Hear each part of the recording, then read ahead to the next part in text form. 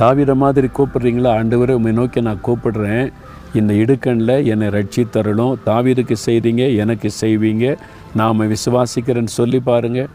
நானும் என்னுடைய ஊழிய பாதையில் எத்தனையோ இடுக்கண்களை சந்தித்திருக்கிறேன்.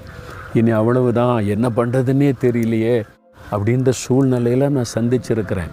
ஒன்றே தான், கர்த்தரை நோக்கி கூப்பிட்டேன். ஆண்டவரே எனக்கு என்ன பண்ணுறதுன்னு தெரியல, எனக்கு உதவி செய்யுங்க அப்படின்ற ஒரு ஜெபத்தில் சூழ்நிலைகளே தலைகளாய் ஆண்டவர் மாற்றி விடுகிறார், உங்களுக்கு செய்ய போகிறார். அதுதான் தாவீதனுடைய அனுபவம், உங்களுடைய அனுபவமாய் மாறப்போகிறது. இப்போ நீங்கள் அவரை நோக்கி கூப்பிடணும். கூப்பிட்றீங்களா? தகப்பனே, இக்கட்டான சூழ்நிலையில் இருக்கிறேன், என்ன பண்ணுன்னு தெரியல, இப்படி வெளியே வருதுன்னு தெரியல, இந்த நெருக்கமான சமயத்தில் உம்மை நோக்கி நான் கூப்பிடுறேன்.